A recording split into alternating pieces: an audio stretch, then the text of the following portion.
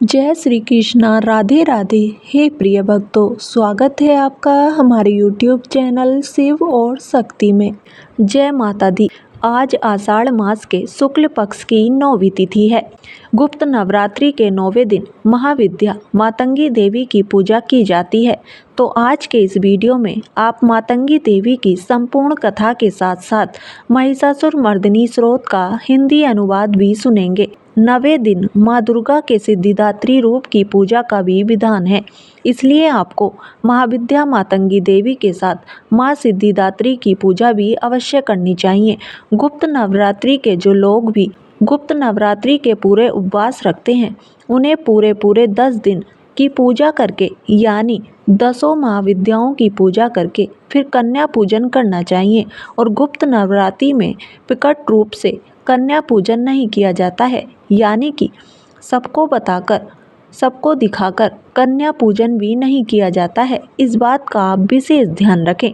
वैसे तो आप प्रकट नवरात्रि में अष्टमी या नवमी के दिन कन्या पूजन करते होंगे, लेकिन आपको गुप्त नवरात्रि में 10वें दिन ही जो भी आपको अपने व्रतों का समापन है वह करना चाहिए। उससे पहले व्रतों की समाप्ति आपको नहीं करनी चाहिए। जो लोग भी नवरात्रि के इस नियम का पालन करते हैं, उन्हें ही गुप्त नवरात्रि की पूजा या रखे गए उपवास का फल प्राप्त होता है। 10वें दिन महाविद्या कमला देवी की पूजा के साथ ही आप नवरात्रि व्रत का पारण कर सकते हैं।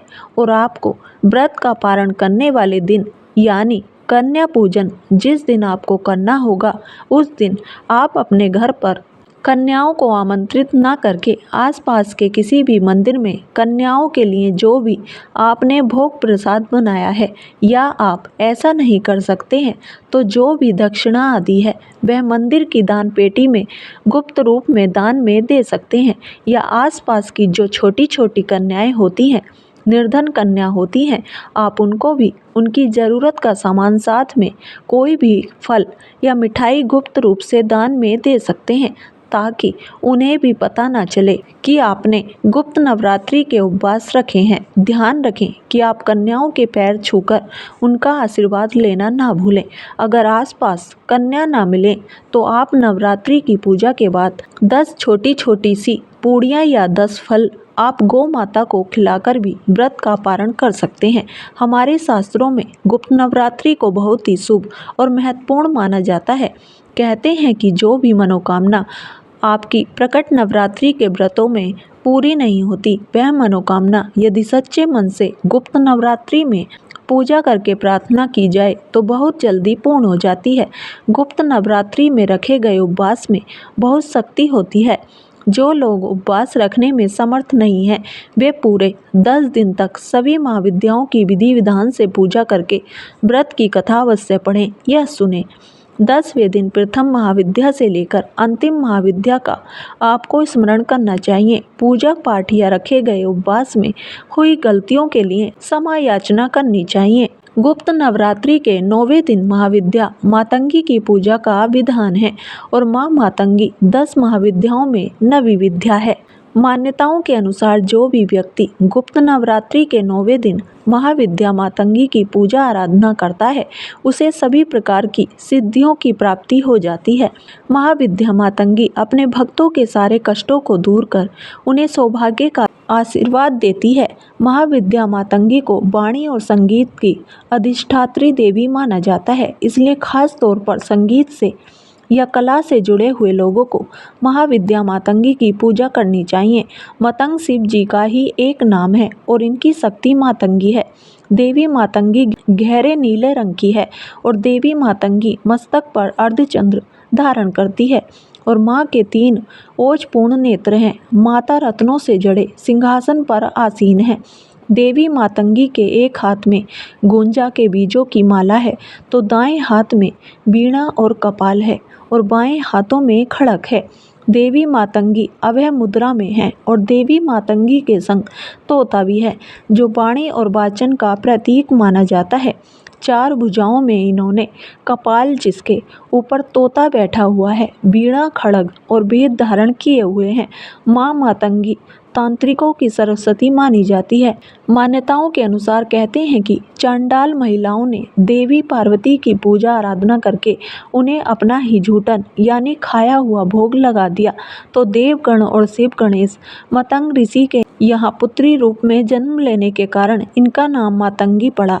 इसलिए माता के नाम को लेकर बहुत सारी कथाएं प्रचलित हैं।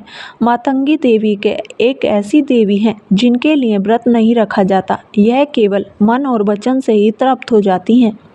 भगवान शंकर और पार्वती जी के भोज की शक्ति के रूप में मातंगी देवी का ध्यान किया जाता है, तो इनकी पूजा में आप अपने मन और वचन को करते हुए मातंगी देवी का ध्यान करें और अपनी मनोकामना की पूर्ति के लिए प्रार्थना करें, तो मातंगी देवी की कृपा अवश्य ही प्राप्त होती है। पौराणिक कथा के अनुसार एक बार भगवान विष्णु माता लक्ष्मी जी के साथ भगवान शिव और माता पार्वती जी से मिलने के लिए कैलाश पर्वत पर पहुँचे। भगवान विष्णु अपने साथ कुछ भोज्य सामग्री भी लेकर गए थे, जो उन्होंने भगवान शिव को भेंट की। जब भगवान शिव और माता पार्वती भगवान विष्णु की भेंट स्वीकार कर रहे थे, तो उस समय भोजन का कुछ अंश धरती पर गिर गया, जिससे एक श्याम बर्ण वाली दासी ने जन्म लिया, जो कि मातंगी नाम से जानी जाती है। और इसी कारण मातंगी देवी को हमेशा झूठन का भोग लगाया जाता है। ऐसी मान्यता है, मातंगी देवी की पूजा करने से भक्तों को जीवन के सभी सुख प्राप्त होते हैं, सभी भयों और कष्टों से मुक्ति मिलती है और भक्तों की सभी मनोकामनाएं पूर्ण होती हैं। ललित कला, नृत्य और संगीत में प्रवीणता हासिल करने के लिए भक्त देवी मातंगी की पूजा करते हैं। यह थी माँ विद्या मातंगी की कथा और पूजा विधि की जानकारी। अब सुनिए महिषासुर मर्दिनी स्रोत का हिंदी अनुवाद। हे हिमालय राज की पुत्री, हे गिरजा देवी, विश्व को आनंदित करने वाली देवी, नंदी गणों द्वारा पूजित गिरि श्रेष्ठ विंध्याचल के शिखर पर निवास करने वाली देवी, अपनी लीला से भगवान बंसरी विष्णु को प्रसन्न करने वाली, इंद्रदेव के द्वारा नमस्कृत भगवान नीलकंठ की पत्नी, विश्व में विशाल कुटुंब वाली और विश्व को संपन्नता देने वाली, हे महिषासुर का मर्दन करने वाली भगवती, अपने बालों की लता से आकर्षित करने वाली पर्वत की पुत्री, आपकी जय हो, जय हो, जय हो।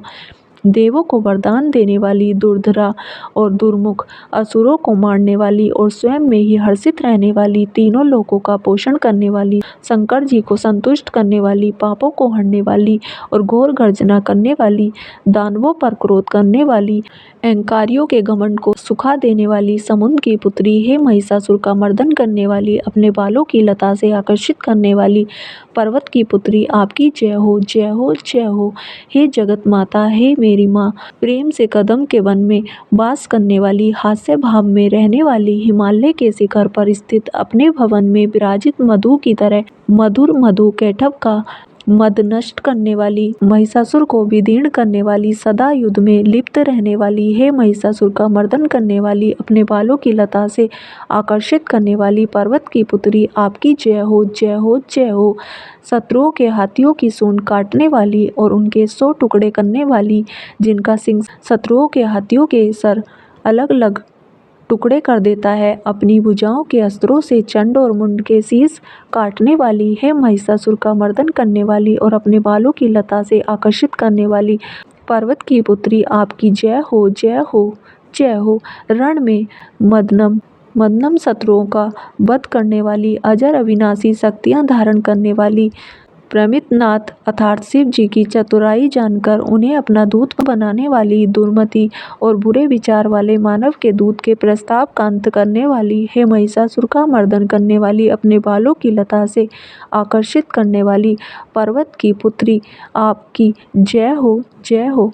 शरणागत शत्रुओं की पत्नियों के आग्रह पर उन्हें अभयदान देने वाली, तीनों लोकों को पीड़ित करने वाली, दैत्यों पर प्रहार करने योग्य त्रिशूल धारण करने वाली, देवताओं की दुंदुभी से दुम दुम की ध्वनि को सभी दिशाओं में व्याप्त करने वाली, है महिषासुर का मर्दन करने वाली, अपने बालों की लता से आकर्षित करने वाली पर्वत की पुत्री, आपकी जय हो, जय हो, जय हो। मात्र अपनी हुंकार से धूम्रलोचन राक्षस को धूर्म अर्थात धुएं के समान भस्म करने वाली, युद्ध में कुपित रक्त बीज के रक्त से उत्पन्न अन्य रक्त बीजों का रक्त पीने वाली, शुंभ और निशुंभ दैत्यों की बलि से शिवजी और भूत प्रेतों को तृप्त करने वाली, हे महिषासुर का मर्दन करने वाली, अपने बालों की लता से आकर्षित करने वाली पर्वत की पुत्री आपकी जय हो, जय हो, जय हो। युद्ध भूमि में जिनके हाथों के कंगन धनुष के समान चमकते हैं, जिनके सोने के तीर शत्रुओं को विदीर्ण करके लाल हो जाते हैं और उनकी चीखें निकालते हैं, चारों प्रकार की सेनाओं, हाथी, घोड़ा, पैदल, रथ का संहार करने वाली, अनेक प्रकार की ध्वनि करने वाले, बटकों को उत्पन्न करने वाली, हे महिषासुर का मर्दन करने वाली, अपने बालों की लता से आकर्षित करने वाली पर्वत की पुत्री आपकी जय हो, जय हो, जय हो।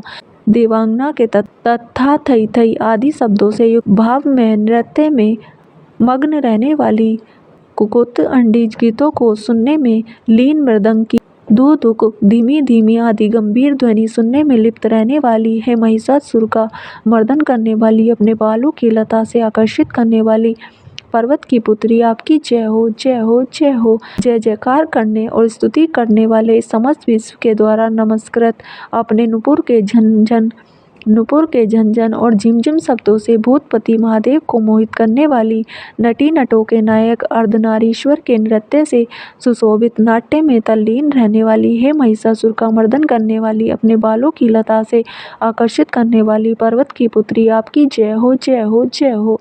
आकर्षक कांति के साथ अति सुंदर मन से युक्त और रात्रि के आश्रयार्थात चंद्रदेव की आभा को अपने चेहरे की सुंदरता से फीका करने वाली, काले भंवरों के समान सुंदर नेत्रों वाली है, महिषासुर का मर्दन करने वाली, अपने बालों की लता से आकर्षित करने वाली पर्वत की पुत्री आपकी जय हो, जय हो, जय हो। महायोद्धाओं से युद्ध में चमेली के पुष्पों की तरह कोमल स्त्रियों के साथ रहने वाली तथा चमेली की लताओं की तरह कोमल भील स्त्रियों से जो झिंगुर के झुंड की तरह घिरी हुई है, चेहरे पर उल्लास से उत्पन्न उषा काल के सूर्य और खिले हुए लाल पुष्प के समान मुस्कान वाली, हे महिषासुर का मर्दन करने वाली, अपने बालों की लता से आकर्षित करने वाली पर्वत की पुत्री आपकी जय हो, जय हो, जय हो। जिनके कानों से लगातार मद बहता रहता है, उस हाथी के समान उत्तेजित, हे गजेश्वरी, तीनों लोकों के आभूषण, रूप, सौंदर्य, शक्ति और कलाओं से सुशोभित, हे राजपुत्र, सुंदर मुस्कान वाली, स्त्रियों को पाने के लिए मन में मोह उत्पन्न करने वाली, मन्मथ की पुत्री के समान, हे महिषासुर का मर्दन करने वाली, अपने बालों की लता से आकर्षित करने वाली पर्वत की पुत्री आपकी जय हो, जय हो, जय हो। जिनका कमल दल के समान कोमल, स्वच्छ और कांति से युक्त मस्तक है, हंसों के समान जिनकी चाल है, जिनसे सभी कलाओं का उद्भव हुआ है, जिनके बालों में भंवरों से घिरे कुमुदनी के पुष्प और बकुल पुष्प सुशोभित हैं, उन महिषासुर का मर्दन करने वाली, अपने बालों की लता से आकर्षित करने वाली पर्वत की पुत्री जय हो, जय हो, जय हो। जिनके हाथों की मुरली से बहने वाली ध्वनि से कोयल की आवाज भी लज्जित हो जाती है, जो खिले हुए फूलों से रंगीन पर्वतों से बचती हुई पुली जनजाति की स्त्रियों के साथ मनोहर गीत गाती है, जो सद्गुणों से संपन्न सबरी जाति की स्त्रियों के साथ खेलती है, उन महिषासुर का मर्दन करने वाली, अपने बालों की लता से आकर्षित करने वाली पर्वत की पुत्री आपकी जय हो, जय हो, जय हो। जिनकी चमक से चंद्रमा की रोशनी फीकी पड़ जाए, ऐसे सुंदर रेशम के वस्त्रों से जिनकी कमर सुशोभित है, देवताओं और असुरों के सर झुकने पर उनके मुकुट की मणियों से जिनके पैरों के नाखून चंद्रमा की तरह दमकते हैं, और जैसे सोने के पर्वतों पर विजय पाकर कोई हाथी मदोन्मत्त हो जाता है, वैसे ही देवी के उरोज कलश की तरह प्रतीत होते हैं, ऐसी हे महिषासुर का मर्दन करने वाली, अपने बालों की लता से आकर्षित करने वाली पर्वत की पुत्री आपकी जय हो, जय हो, जय हो। सहस्त्र दैत्यों के सहस्त्र हाथों से सहस्त्र युद्ध जीतने वाली और सहस्त्र हाथों से पूजित, सुर तारक उत्पन्न करने वाली, उसका तारकासुर के साथ युद्ध कराने वाली, राजा सरत और समाधि नामक वेश्या की भक्ति से समान रूप से संतुष्ट होने वाली, हे महिषासुर का मर्दन करने वाली, बालों की लता से आकर्षित करने वाली पर्वत की पुत्री आपकी जय हो, जय हो, जय हो। जो भी आपके दया में पद कमलों की सेवा करता है, हे कमले, वह व्यक्ति कमल निवास कैसे न बने। हे शिवे, आपके पद कमल ही परम पद हैं, उनका ध्यान करने पर भी परम पद में कैसे नहीं पाऊंगा। हे महिषासुर का मर्दन करने वाली, बालों की लता से आकर्षित करने वाली पर्वत की पुत्री आपकी जय हो, जय हो, जय हो। सोने के समान चमकते हुए नदी के जल से जो आपके रंग भवन में छिड़काव करेगा, वह इंद्राणी के वक्ष से आलिंगन होने वाले इंद्र के समान सूखा चरणों की शरण लेता हूँ।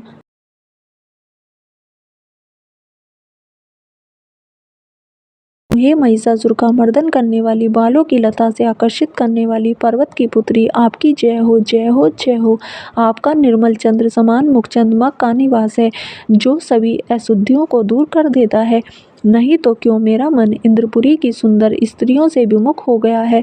मेरे मत के अनुसार आपकी कृपा के बिना शिव नाम के धन की प्राप्ति कैसे संभव हो सकती है। हे महिषासुर का मर्दन करने वाली, बालों की लता से आकर्षित करने वाली पर्वत की पुत्री, आपकी जय हो, जय हो, जय हो। तीनों पर दया करने वाली उमा, मुझ पर भी दया कर ही दो। हे जगत जननी, जैसे आप दया की वर्षा करती हो, वैसे ही तीरों की भी वर्षा करती हो। इसलिए इस समय जैसा आपको उचित लगे वैसा करो, मेरे पाप और ताप दूर कर दो। हे महिषासुर का मर्दन करने वाली, बालों की लता से आकर्षित करने वाली पर्वत की पुत्री, आपकी जय हो, जय हो, जय हो। जय माता दी। यह थी आज की वीडियो। उम्मीद करती हूँ आपको आज की वीडियो पसंद आई होगी। अगर वीडियो पसंद आई हो तो वीडियो को लाइक करें, चैनल को सब्सक्राइब करें और कमेंट बॉक्स में जय माता दी अवश्य लिखें। धन्यवाद।